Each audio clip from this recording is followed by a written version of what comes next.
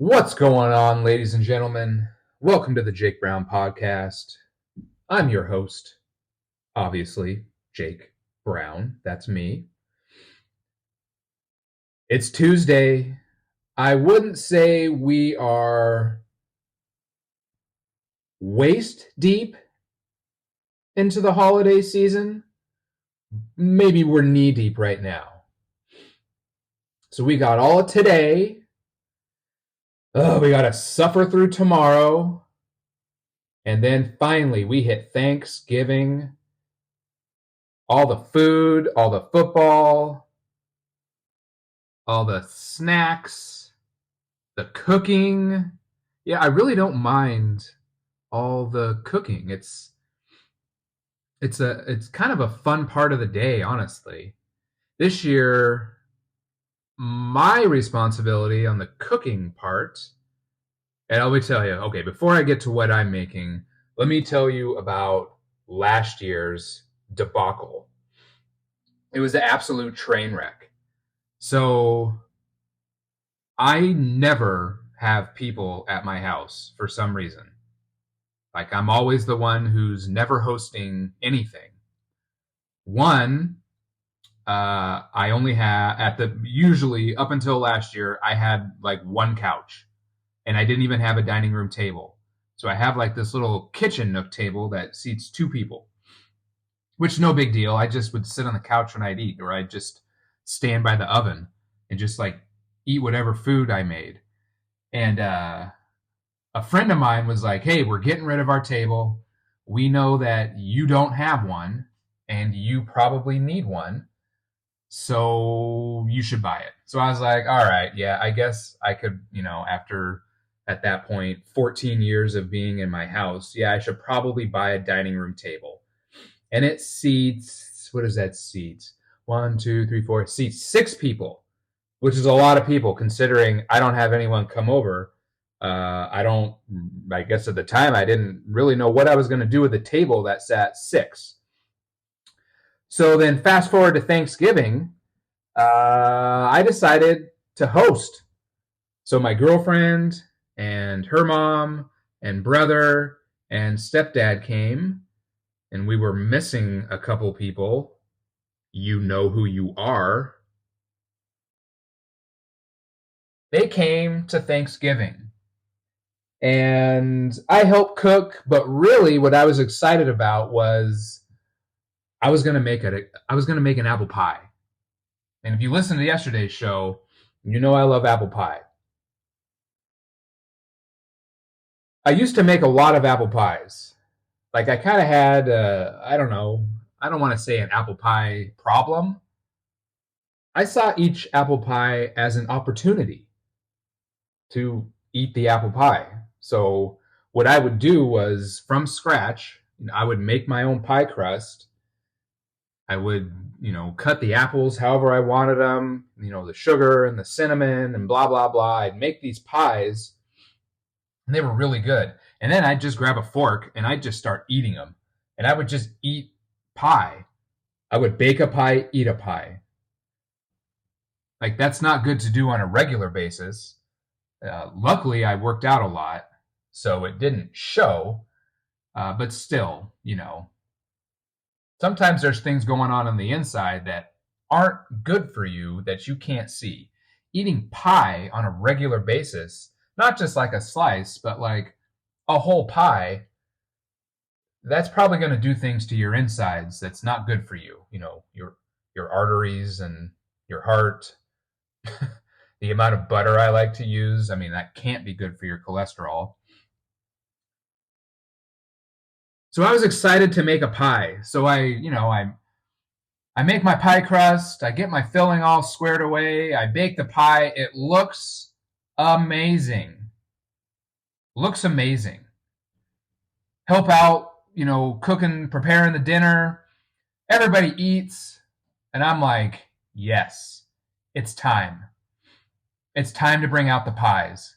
I had an apple pie, a pumpkin pie also was brought, and then I believe a Costco apple pie also made its way, which turns out was a good thing. because my pie was absolute garbage. It was disgusting. You couldn't eat it. And I don't know what happened. Something was up with my crust. Somewhere over the years, I apparently forgot how to make a pie crust. And I have no idea what I did wrong. Now, I've been told, and I'm sure, you know, someone of the 7 listeners that I have, my OG 7, one of you 7 out there probably knows butter or Crisco. Which do you use? And I'm not talking the butter flavored Crisco, the OG Crisco.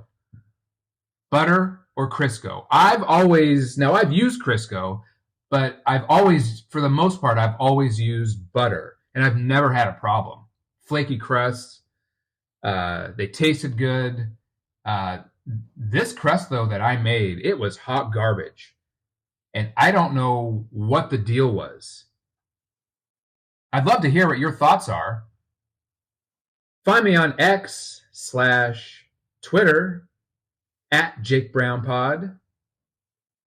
What do you use, Crisco or butter, when making your pie crust? And I think another important variable that a lot of people leave out, how much do you work your dough? And are you putting your dough in a mixer? Or are you doing it all by hand? Because I feel like there's a difference between the two. Everybody has their own methods. And I guess up until last year, I had my own methods, but I don't know, man, they went off the rails. And it was awful. It was awful. So, luckily, we had 2 backup pies. Costco saved the day, with those giant, basically truck wheel size pies that they make. Their apple pies are almost a little too sweet because they mix the caramel in. Do you say caramel or caramel? Where I come from, we said caramel. We also said crick instead of a creek. Like, no one went to catch crawdads down at the creek. We went to the crick. That's what we called it. So I call it caramel. Costco's, when they put the caramel in, it's almost like a little too much. It's a little too much. It's almost unnecessary. Like, if I want a caramel apple, I'll go buy a caramel apple. I don't need a pie filled with caramel and apple. It takes away from the star of the show, People went to Chicago Bulls games to see Michael Jordan play, not Bill Willington. No offense, Bill. I mean, I think he'd admit the same thing. The apples are the Michael Jordan of the pie. We don't need no caramel. We don't need it. But in a pinch, it saved the day. So I was happy. I was very happy that we had pie that day because I clearly failed. I failed at dessert. I had one job to do, and I failed. But at least everyone had a place to sit. So, that was a bonus. And I bought another love seat so that if people wanted to, they had extra places to sit. So, yeah, I actually made it into like a home as opposed to just a house that it looked like I had recently moved into, even though I've been here for now 15 years. Where was I? Oh, yeah. We got Thanksgiving coming up. I am going to make cheesy mashed potatoes. All right. And I found a recipe that is essentially going to make it foolproof for me. It's a crock pot recipe. Like, I can just prep the stuff, throw it in the crock pot, turn it on, and then by the time dinner's ready, the potatoes are going to be done, and we'll be able to have cheesy potatoes. Now, maybe this is a stupid question. You know, I would also love to know what you think about this. Do I go bacon bits or no bacon bits? If I do bacon bits, do I put them in the cheesy potatoes? Because if you do that, you run the risk of them not being crispy. And I love crispy bacon. Or do I just put them on the side and then people can spoon them in as they want?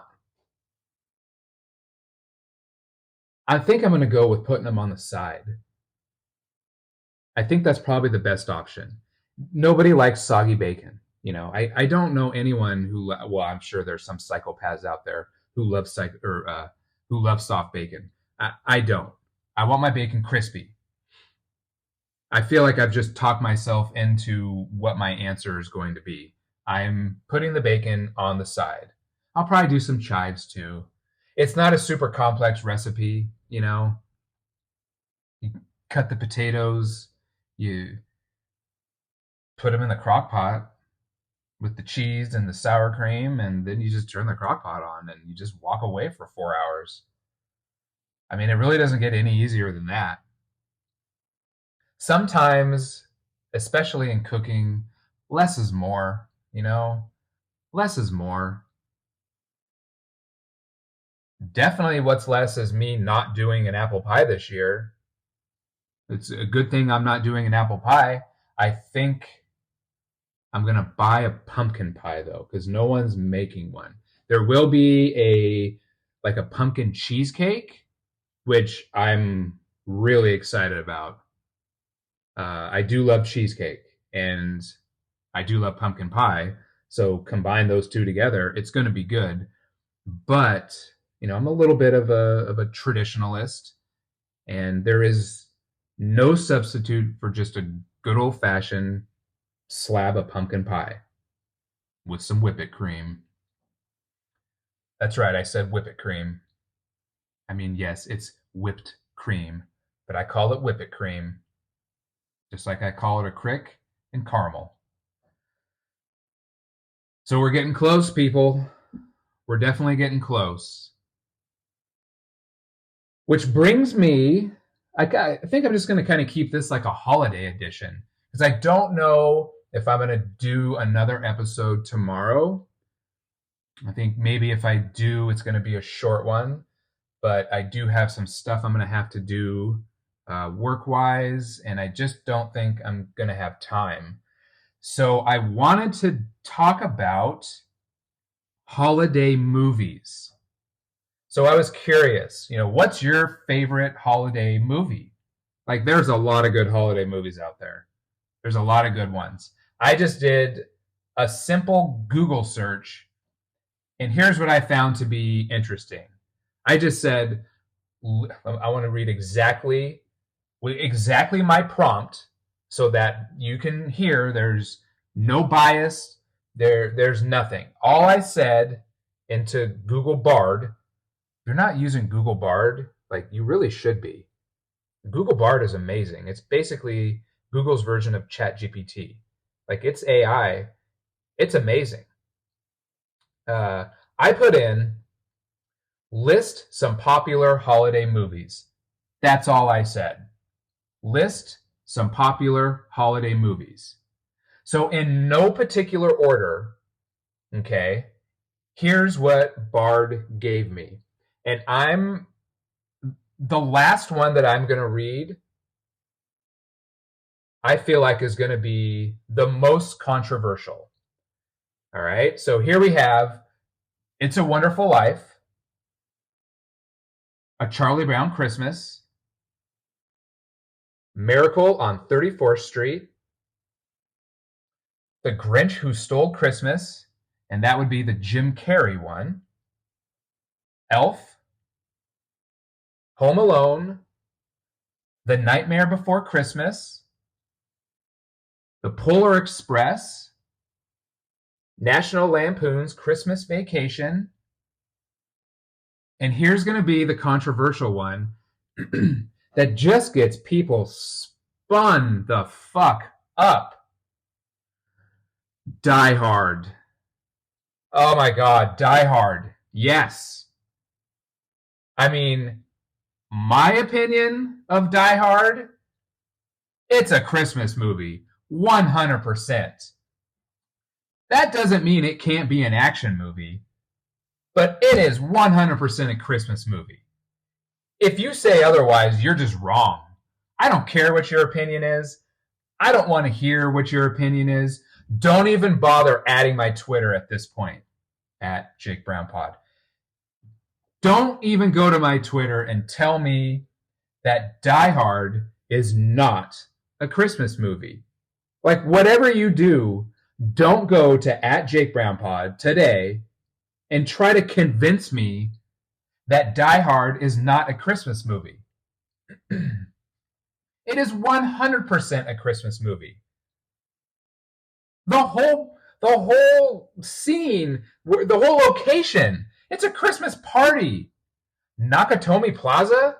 Are you kidding me? They're having a Christmas party for the employees.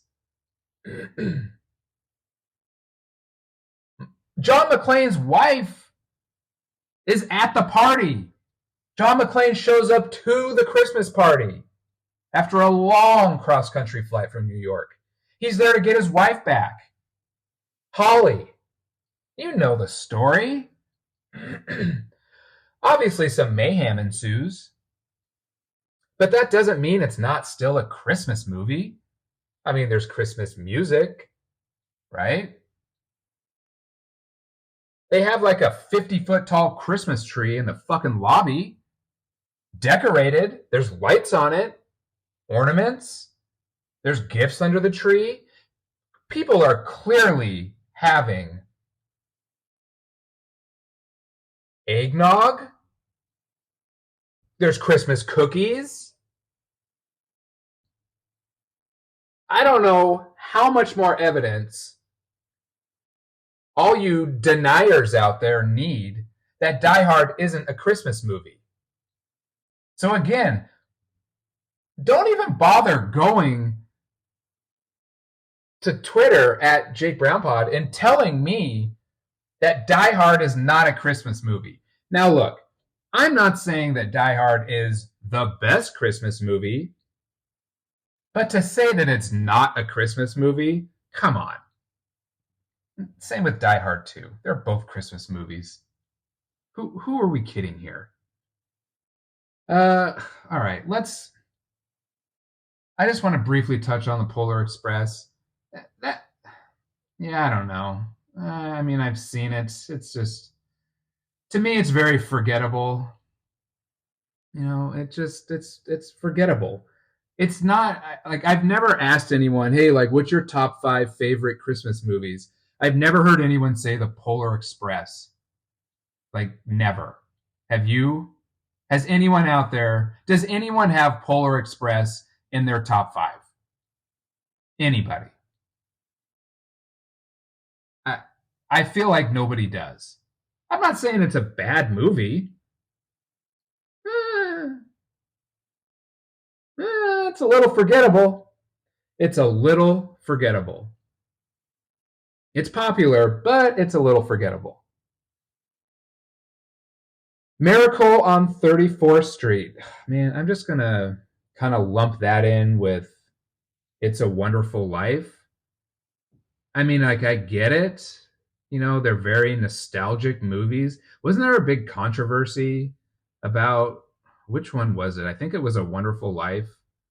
Or people just this year complaining that it's sexist and like the gender roles are horrible. Like, why are we taking 2023 topics and just thrusting them on some shit that was made back in the 1940s? Like, it was a whole different world back then. Just let them have their movie. Like, who gives a shit what the gender roles were then? It was a completely different world. So I don't know. Like, I feel like everyone's seen those movies. Like, TNT used to play those movies constantly, just like on a loop. Same with A Christmas Story, which I'm surprised didn't show up on this Google search here, because that's a great movie.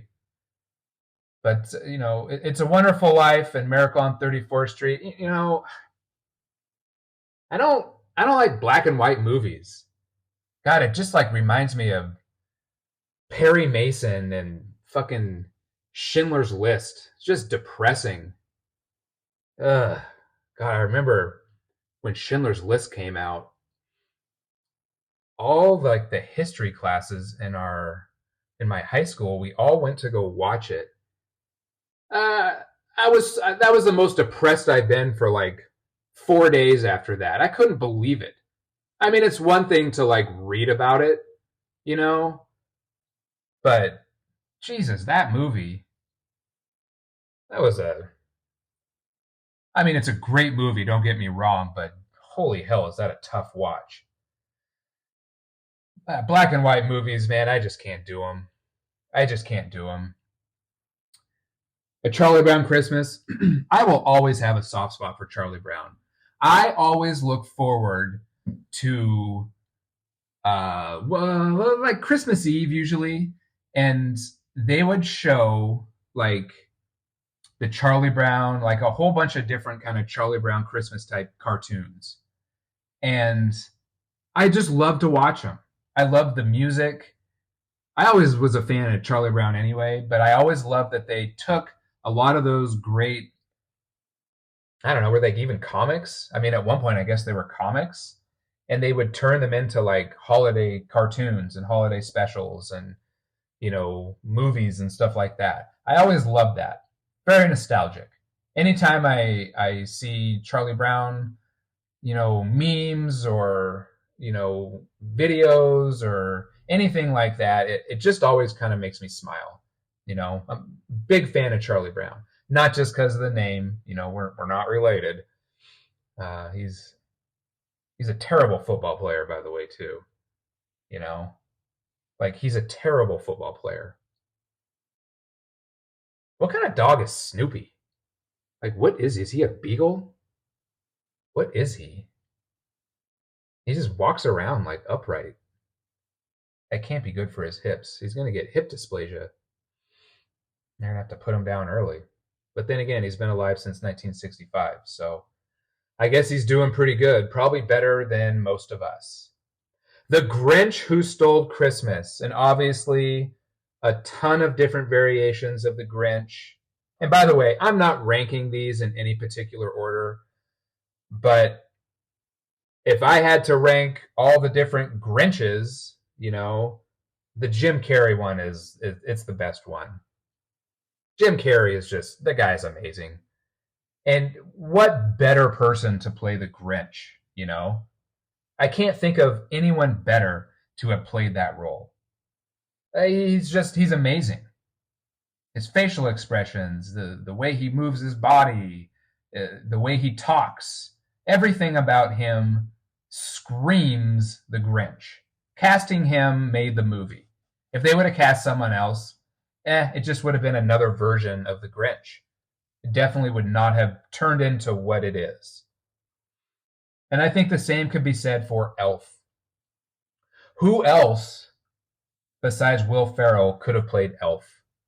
I mean, maybe his sidekick from Talladega Nights, maybe. His name's escaping me right now. Will Ferrell is Elf. Like, that movie is fucking gold. That movie's so funny. And okay, it's 20 years old now. Tell me you don't hear people just bust out a massive burp and then look you in the eye and say, "Did you hear that?" Like, that movie is still being quoted today. That's when you know it's a good movie. When the quotes are just ageless. They just keep going and going and going. I still do it. I will still throw a big old burp out there and I will start smiling and giggling and I will say, "Did you hear that?" Like, yeah, dipshit, we all heard it. You're a grown man. Stop it. I'm not going to stop it. I'm going to keep burping. Home Alone. Oh. It's like Every kid who ever wanted to just make booby traps their whole life, I wonder what the rate of injuries were after this movie came out in 1990 of kids who were literally making booby traps throughout their house, just fucking up their siblings. Paint cans, nails,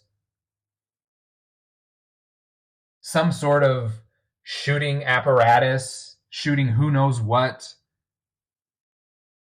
arachnids, glass. Was there glass involved? I feel like there was. Even to this day, anytime I see steps, I think, man, I hope those aren't icy, because you're going to slide all the way down those things and probably break your neck. Home Alone. Home Alone probably traumatized a lot of people in some way. You know? It's a great movie, though. And oddly enough, it's still kind of controversial in that some people say it's not a Christmas movie. I have literally heard this argument.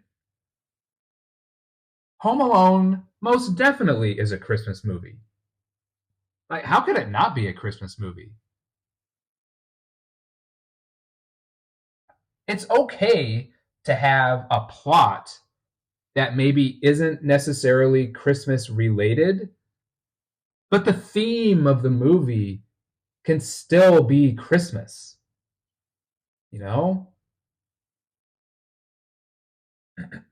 Let me look at all the lessons that old Kevin McAllister learned. You know? He stopped, like, basically judging a book by its cover with the scary old man neighbor when he ran into him in that church. He became independent. He went grocery shopping on his own. He didn't talk to strangers. He defended his house. He ordered pizza. You know? Obviously, this is before the internet, so it's a good thing he had cash. I'm still curious as to where he got the cash from. I may have just missed that whole part.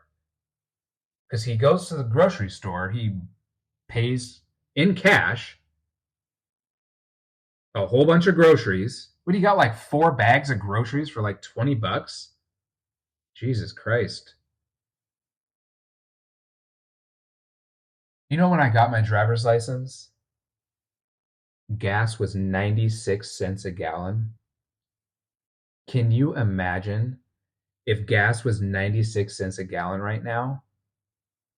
Right now, at the Safeway, about a mile from my house, it's 4.09. And I shouldn't complain about that because it is way worse in other states in this country. Way worse. But still, 96 cents? You could literally, we would roll up to the gas station, and in Oregon, no self-serve. So, the guy would come out. It'd usually be piss and rain. Fill her up? Oh, no, my man. We're not filling her up. Give me $3 of unleaded. That was like a little over 3 gallons. Man, you were good to drive for a week. You were good. $3 now, that won't even get you a gallon. It's insane. Insane. Anyway, I'm not going to say when you watch Home Alone, look at how much food he bought for $20. He bought so much food. Remember all the bags broke on his way home? And he's like, oh, nuts. Whatever he said. And nowadays, kids would have been like, oh, motherfucker. But kids were different back then. Oh, one of my all-time favorites, The Nightmare Before Christmas. Man, anything Tim Burton is always going to be good. I love the way he sees the world. I just love all his movies. I love his style. Partly because I love Halloween. Halloween is just such a cool, I know it's not an official holiday, but the fact that he can blend in the two, Uh, it's just great. I watch this because it's always on Disney Plus. I will watch this at least 1 to 2 times a year, just on my own. It'll be the middle of August. I'll put on The Nightmare Before Christmas. I don't care. It doesn't need to be in the season. The Nightmare Before Christmas is a great movie all year round. All year. Okay. Oh, then the last one here on this list, National Lampoon's Christmas Vacation. The Griswolds. Chevy Chase. I mean, a friend of mine I went to college with, he literally bought one of those beer holsters. Like, I'm not shitting you. He had a beer holster and he would wear it. He was proud of it. We all thought it was awesome. I don't know, man. Maybe it was just a 90s thing. But then again, like looking back, I mean, it's still kind of cool. Why wouldn't you want a beer holster?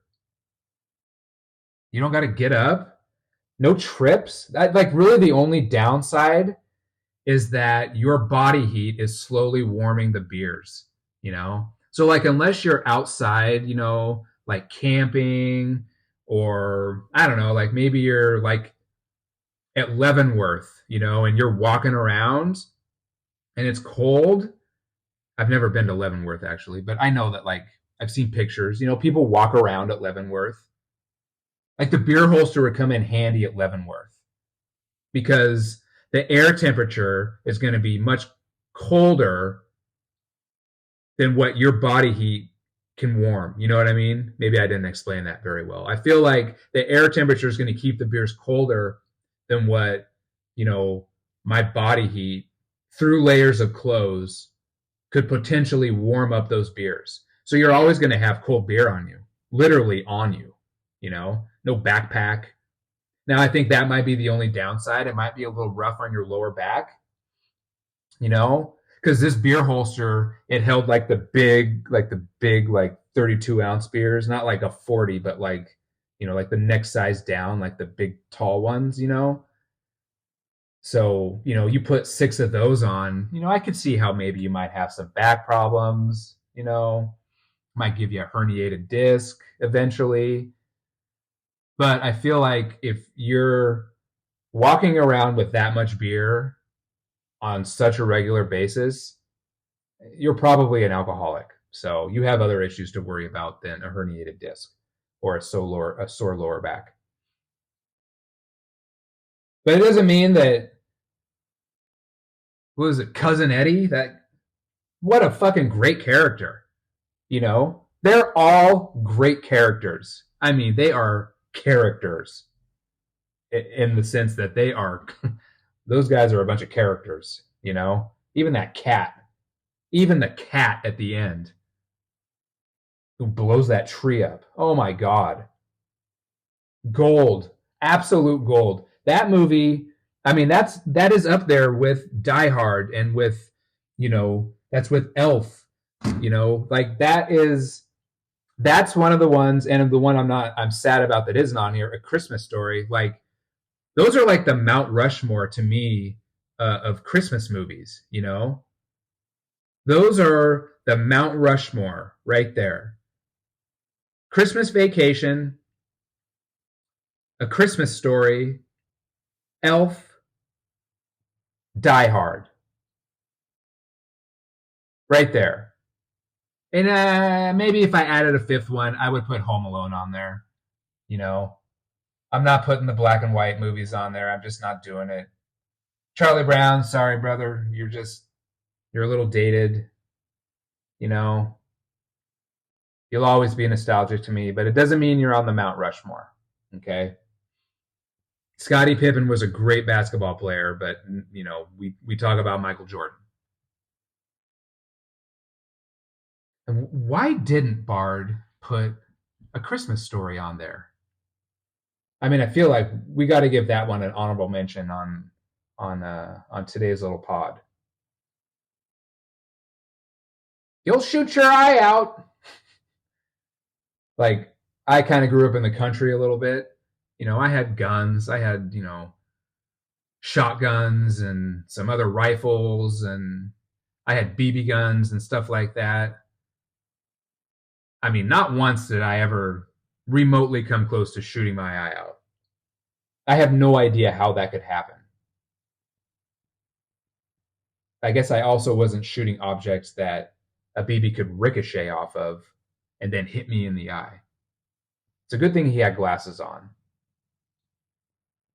There are so many good scenes out of that movie. The dogs running through the house and destroying the dinner. Obviously, him shooting his eye out. The dad, when he gets the slutty leg lamp delivered, and he is so excited. As excited a look as he has on his face, the look of disgust on his wife's face is equally as good. Equally as good. And the kid has no idea what the fuck is going on. He's just like, Dad's happy, I'm happy. we got a leg on Christmas in our window that everyone can see. And I love how, and obviously I can't remember these, the characters' names. How, the dad takes everyone outside and they stand on the sidewalk and they just admire. Well, he's admiring. The son's admiring, and his wife is absolutely mortified. And almost as ridiculous as that leg was the crate that it came in. I mean, it may as well have been a casket. Talk about overpacking. Good Lord. I don't know, was that like common back in the 50s or the 60s whenever this was supposed to be taking place? The scene, we all know this scene. The kids on the playground, they stick their tongue on the pole. The one kid does, and it gets stuck. Oh my God. Oh my God. And then they just leave him there. And he's like, don't leave me. No, guys. No, don't leave me. Oh. Do you think you would get like an ice cream headache from having your tongue stuck on that thing? Because your mouth is open the whole time. Oh, your teeth would get so cold. Oh my God. It'd be like just putting 2 ice cubes on each side and just holding them with your teeth. Oh my God, that'd be brutal. That'd be so brutal. How do we think, did they just end up just ripping his tongue off? What do you think the best method would be for removing a tongue that is frozen to a metal pole? What's the best method? My vote would be warm water slowly poured down, and then you slowly remove the tongue so you're not ripping the skin off as you go. But you then run the risk of that water freezing, and then now you have more ice around the tongue. But I feel like I would go with that method. Yeah, I mean, why don't you just go ahead and go to Twitter at JakeBrownPod. What are your thoughts on removing a tongue from a frozen pole? What are your methods? I know one method I wouldn't use. Hedge trimmers. I definitely would not use hedge trimmers. I kind of feel like that would do more harm than good, Maybe not on every level. Obviously, the pros, you're free of the pole. You can go about your day. You go back to class. You do your writing. You do your math. You go to PE. Like your day carries on. You might talk a little funny, but you can still communicate. The cons, your tongue was just cut off. Sure, you can talk, but you're going to sound silly because you don't have a tongue now. I mean, you're probably going to have to learn American Sign Language at that point, which is really hard to learn too. I don't know if you've ever tried to learn sign language. That is not easy. That is not easy at all. I learned a little bit, like a very little bit, just like not even like phrases, just like solo words, hard, very hard. I feel like as a kid, your life would be much harder having lost your tongue, being forced to learn sign language to communicate because you're a kid, so you're probably a horrible writer anyway. So it's not like you can just write down what your thoughts are. It'd be spelled wrong, your handwriting's all sloppy. And like back then, they didn't have dry erase boards, so you got to carry like a miniature fucking chalkboard around with chalk. So you're covered in chalk. You can't talk. No one can read what you're writing anyway. Man, you may as well just hit the road, pack a bag, hop on a cargo train. You're now a hobo. That's your life. I'm sorry to say. In 30 years, you'll have an iPhone that you can type into, and then you can join society again. But until then, you're just screwed. That's probably 40 years, really. When did iPhones even come out? Like 2000, what? 7, 8? I don't even remember. I don't even remember. It just seems like such a normal thing in life now. I don't even remember. I feel like a kid growing up in the 50s who had his tongue chopped off by hedge trimmers, he's probably going to have to wait quite a few decades before he gets an iPhone and is then able to rejoin society after being a hobo. Where's he going to do his laundry? Oh, I don't know, man. Tough break, kid. All right, I realize, man, and really this is going out to the OG7. All right. The OG7, I know yesterday it's like I panicked almost. I hit the 47-minute mark and I was like, shit, I got to end this podcast. I didn't do a boxing corner. And I know you guys were all on the edge of your seats like, finally, it's boxing corner time. We get some updates as to how it's going. And then I just ended the podcast. And you were like, oh, dude, come on, bro. No boxing corner? We got no updates as to how things are going? We're the OG7. We have been with you from the beginning, and you're just going to walk away from us? Episode 3, you're going to leave us hanging? Well, OGs, not today. I am dedicating this boxing corner to the OG7. You know who you are. I don't know who you are. And I love all of my followers. Anyone out there that's listening to this, and it's a little bit more than 7. It's not much more than 7. But this boxing corner, I am dedicating 100% to the OG7s who have been with me from the beginning.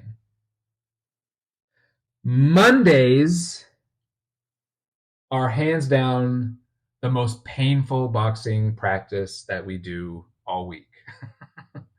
All right.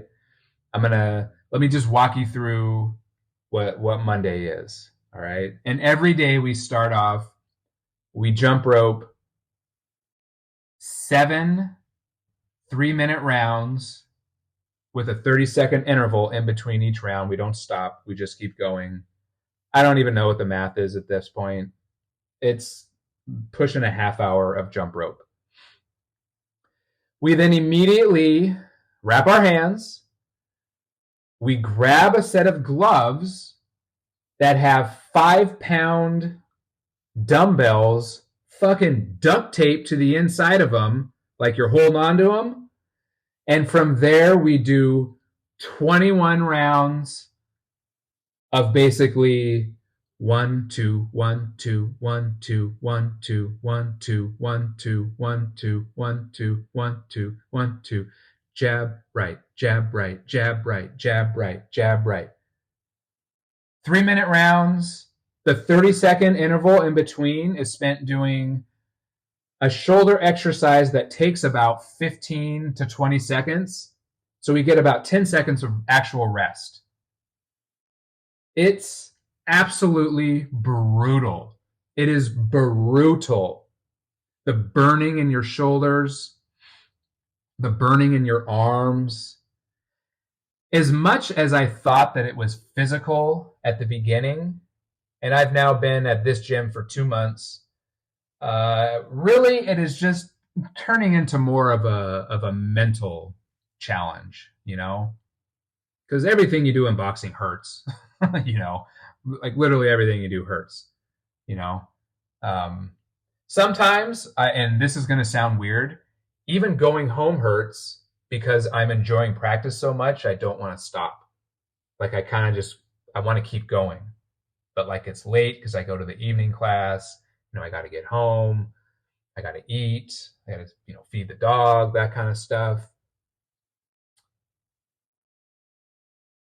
I heard Coach Honey last night say something that kind of stuck in my head. I think we were like at the halfway point, So we had just like finished our 10th round, started our 11th, and Coach goes, the fights are the easy part. It's the practicing that hurts. And like in the moment, I didn't really think too much of that, I think initially I was like, oh, the fighting's hurt too. Like it all hurts, everything hurts. Maybe I'm a little emotional when I'm exhausted. But when I kind of, over the course of the last 11 rounds, I was kind of thinking about it. And then all the times I've sparred, the sparring is definitely the easy part, The training is the hard part. The work you put in is the hard part. And I think that is across the board, all sports, if you're doing them right, and really with any activity that you're passionate about and that you become obsessed with and you want to get better at, the training, the preparation is always going to be the hardest and the most painful compared to the actual activity itself. So in boxing, the actual fights. And when I look back to, all the times I've sparred, yeah, some sessions have been way harder than other sessions, but none of the sparring I've done has been harder than the practices that I've had. None of the football games I've ever played in high school I was on the team in college, but I didn't play. None of those games were more difficult than the practices leading up to it. None of the races that I ran in track and field in high school and college, even post-collegiate for club team, my preparation was so much more grueling than any race I've ever run. And like the more I thought about that, the more that just kind of applies to life. So that's my boxing corner for today. Whatever your obsession is, whatever your passion is, whatever you're putting your mind to try to better yourself at, the preparation is always going to be the worst part. But it is so worth it. It's so worth it when you get to the actual activity itself and you just get to perform what you've been practicing. That's the fun part. That's the easy part. All right, that's my show for today. Thank you, everyone, for tuning in. If I don't get to do an episode tomorrow, I will definitely be back probably this weekend because I'm having so much fun doing these. I don't want to take too many days off from them. So Friday for sure, I will be doing an episode. But tomorrow and Thanksgiving, you may not hear anything from me. So if that's the case, have a wonderful Thanksgiving. Be safe. Hug and kiss your loved ones. Pet your dogs and your cats. And everyone be safe. And I will talk with you all later.